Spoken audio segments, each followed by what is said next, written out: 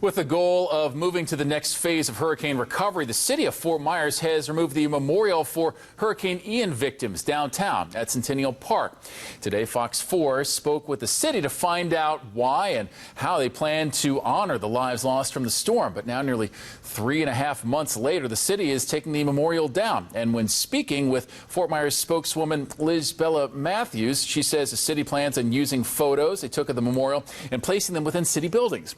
As she says, the city and Fort Myers was a small sector of what happened during Ian, but she also hopes that the community knows the city stands with other parts of Southwest Florida in devastation and recovery.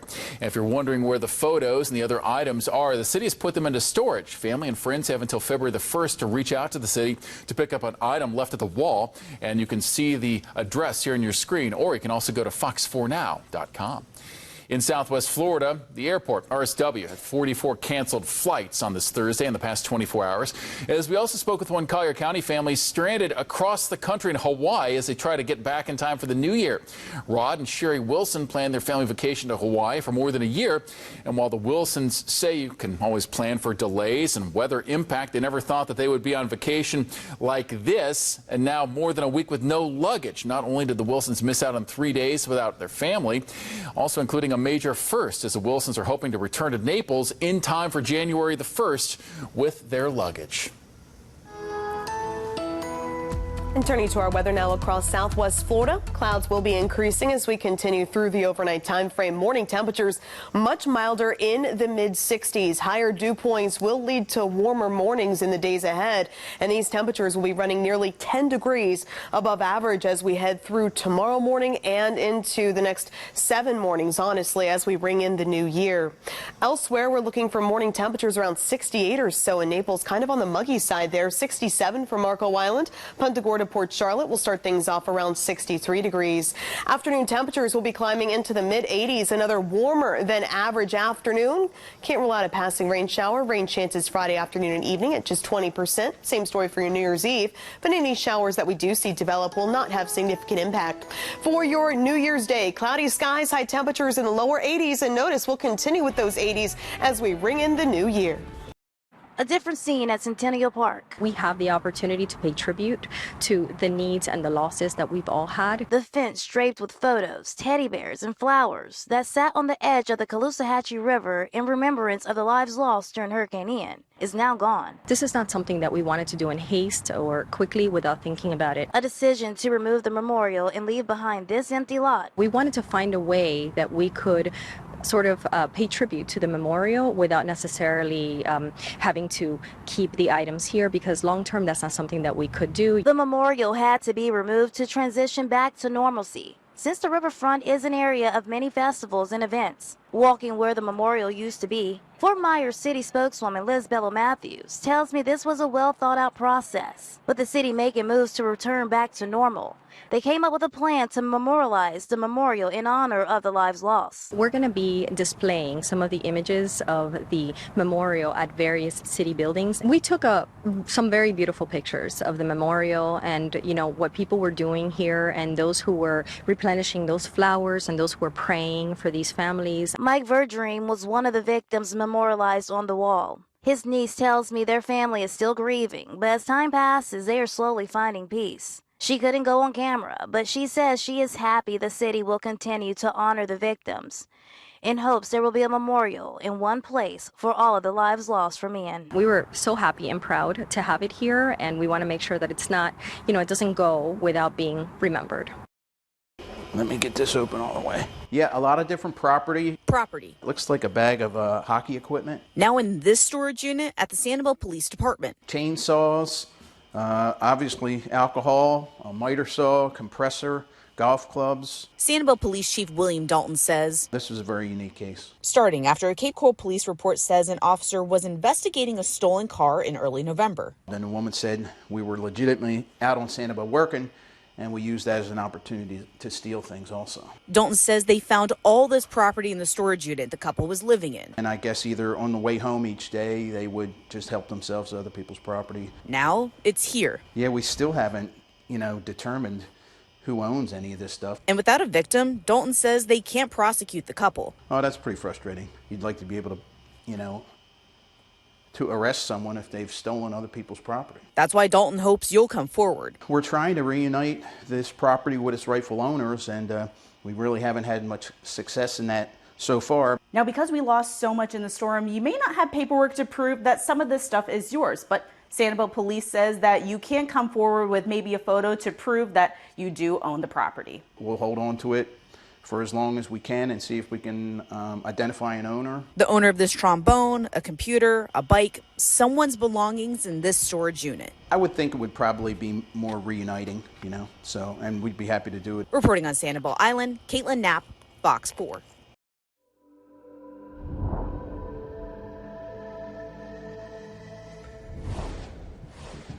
Federal leaders say they'll make sure Southwest Airlines makes good with people impacted by cancellations over the last week. Southwest scrapped more than 15,000 flights since the 22nd. The airline is scheduled to resume a normal schedule Friday. Southwest is also promising to cover costs for people affected by the travel meltdown. Thursday, Transportation Secretary Pete Buttigieg said anyone whose claims are denied by Southwest should file a complaint with the federal DOT. Biogen, which makes the Alzheimer's drug Aduhelm, was slammed in a House report published Thursday. The report said Biogen tried to maximize profits with a high price and aggressive marketing, despite lack of clinical data on all Alzheimer's patients. The FDA says it's reviewing the findings. Biogen says it stands behind the integrity of its actions. Brazilian soccer star Pelé passed away Thursday. The 82-year-old's family said he died of colon cancer. Pelé led Brazil to 3 World Cup wins and is the only player to win 3 times. He's widely considered the greatest soccer player in history.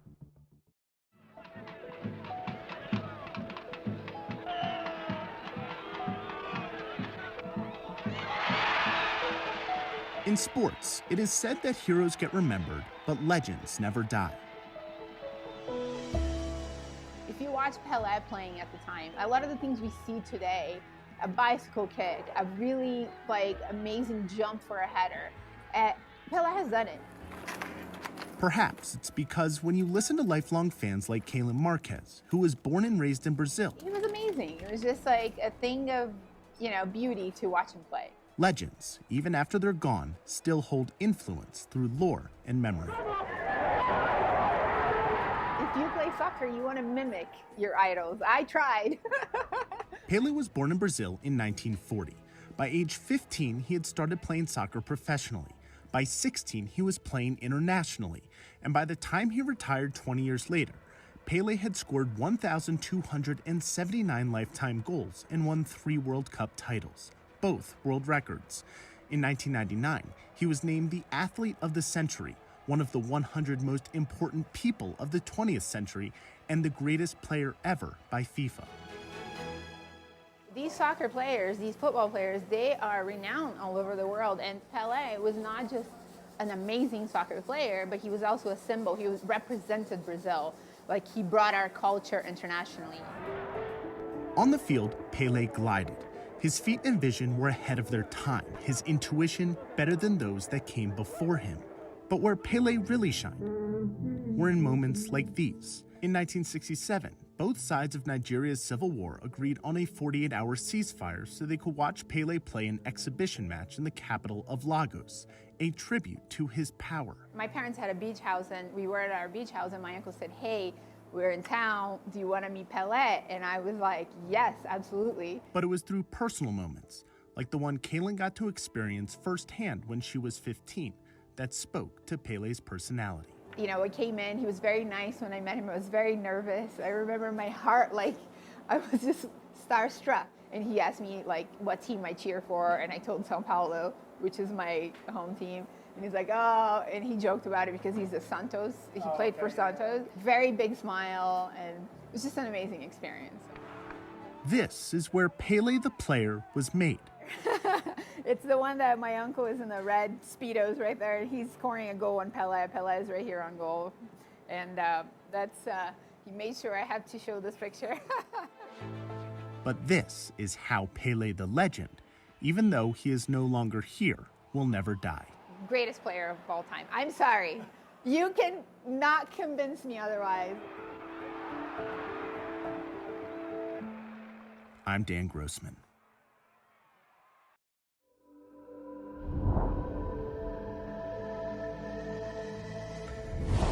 Despite repeated warnings from the FDA and CDC and new bans by states, people are still selling, buying, and taking tianeptine. It's a drug sometimes marketed in the U.S. as a dietary supplement known by brand names like Zaza or Tiana Red, and sometimes referred to as gas station heroin. This report from the CDC says it gives the user opioid-like effects and withdrawal symptoms.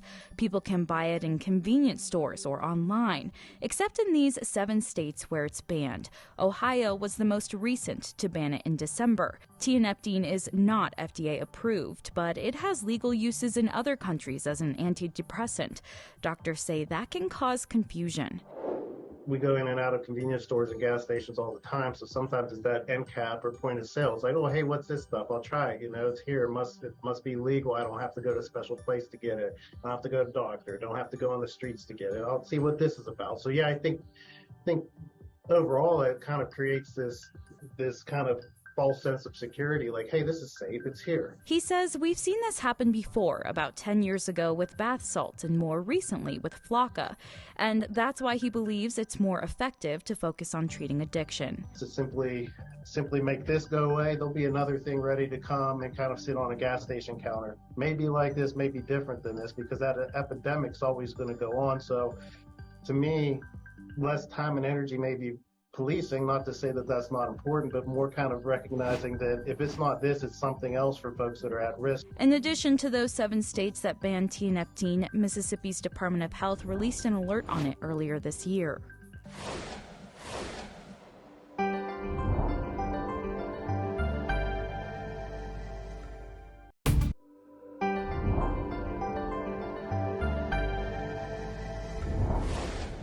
I'm Vanessa Mashania. It seems as though all year long, whenever you sat down to read a newspaper or turn on the news, you've seen headlines about how prevalent fentanyl is and the blight that it is inflicting on communities across this country.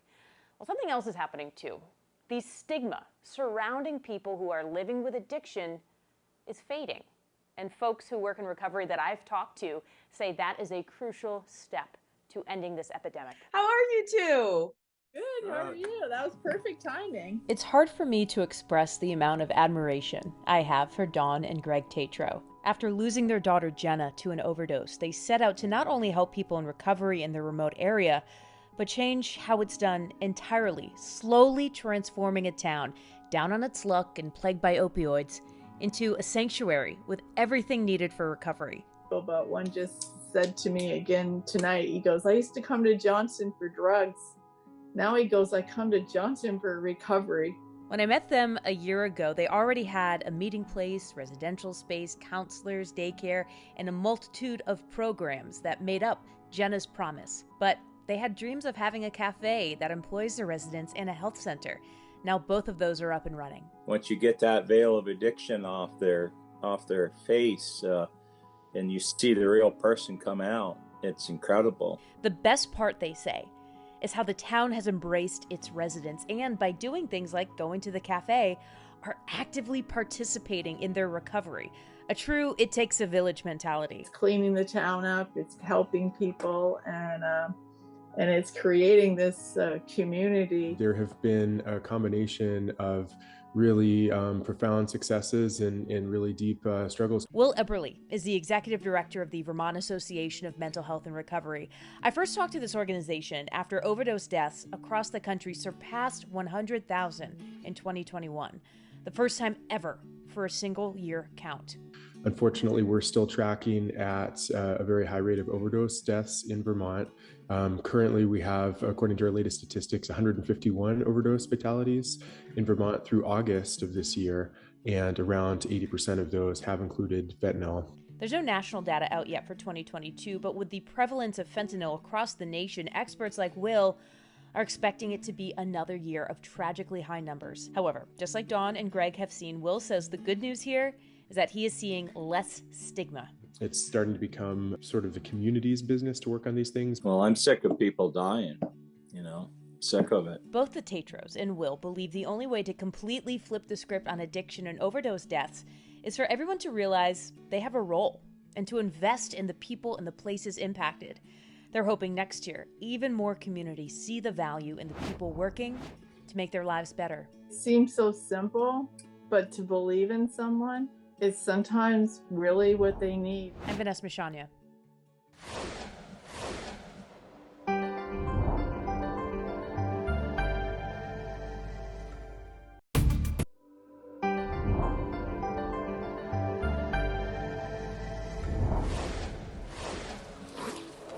Americans piled up the holiday debt this year. A third of the country added new debt, according to a LendingTree survey.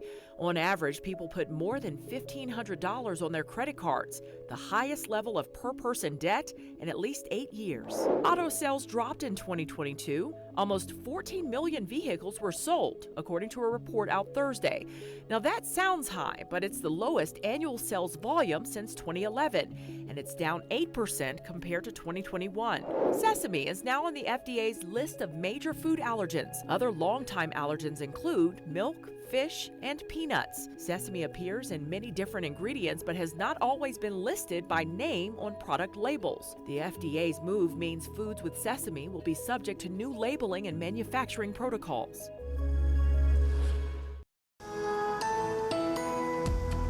Thanks for joining us. I'm Fox 4 certified meteorologist Katie Walls. Overall, quiet conditions will prevail as we head into your Friday morning. Lots of sunshine, a bit of cloud cover expected for the afternoon. Otherwise, those temperatures will continue to stay on the warm side and your dew points will continue to climb. Basically, you'll start to feel that muggy factor starting to increase here across southwest Florida. It's going to be feeling a bit more like spring as we wrap up 2022 and head into the start of 2023. Could see a passing rain shower late in the day on Friday. Just a 20% rain chance in the mix. And then heading into your Saturday, the final day of 2022, some areas of patchy fog expected. Otherwise, for your Saturday afternoon and evening, for those of you heading out to celebrate, could see a passing rain shower right as we bring in the new year. But again, those rain chances staying limited. Not expecting big impacts at just 20%. Temperatures, of course, the big story. We're going to continue to see those above normal temperatures into the start of the new year. Mid-80s forecast Monday and Tuesday. My grandfather-in-law was diagnosed with Parkinson's about 12 years ago. Ever since, he's experienced a wide range of symptoms, and he says it can be difficult to track. Well, I just met a woman living with Parkinson's who wants to make it easier to track symptoms, so she developed an app. Aura Aslapis loves to cook. I followed her into the kitchen while she prepared some squash. But we had to wait a little while before she could get up to cook because she was feeling off. I feel rigid, I feel slow, my leg will start to shake. And you just feel like somebody sort of like put a hood over you. She says she feels off when waiting for her medication to kick in. Aura is living with Parkinson's, a neurodegenerative disease that affects your movement through the depletion of dopamine. There's a common saying that if you've met with one person with Parkinson's, you've met one person with Parkinson's, because the symptoms vary so much. Medical experts say people living with Parkinson's can experience symptoms such as tremors, sleep difficulties, digestion issues, fatigue, brain fog, anxiety, the list goes on. Aura says managing Parkinson's symptoms and medications is a full-time job. I found myself suddenly making spreadsheets to track my medication to try to figure out if there were patterns in what was going on. She wanted to find new ways to improve her quality of life and the lives of others, and thought of an idea to create a free app called Strive PD. It uses a smartwatch to log your symptoms, side effects, medications, and your entire well-being. Without an Apple Watch, you can still monitor your symptoms and set medication reminders. But the big benefit of pairing it with an Apple Watch is that you can easily share all the data with your doctor. You see your doctor maybe 2 to 4 times a year for 15 to 30 minutes. And it's more challenging for patients to go into a doctor's appointment and be able to quickly communicate what's going on. Amanda Hare understands that frustration as a former nurse practitioner who cared for hundreds of Parkinson's patients. When we're talking about one thing and something else is happening, I could be giving them the wrong treatment and actually worsen their symptoms. So with using Strive PD and having that data to pull up, clinicians can really get to understand what's going on. Amanda now works with Rune Labs, a precision medicine company that uses Strive PD to capture patient data and help inform drug development companies on how to create the right therapeutics for neurodegenerative diseases like Parkinson's. We're taking all of this data that's generated from people every day as part of clinical care, brain imaging, genetic testing, clinical scoring, now all of this rich data that's coming off the Apple Watch. And we're bringing that together in a way that's actually really helpful for pharma companies to understand how their drugs are working differently in different patients. Until a treatment is found, Aura says she hopes Parkinson's patients today will strive to enjoy their life. The worst cases are people who just kind of let the disease pour over them, and I really want everyone to keep trying. In Santa Cruz, California, I'm Elizabeth Ruiz reporting.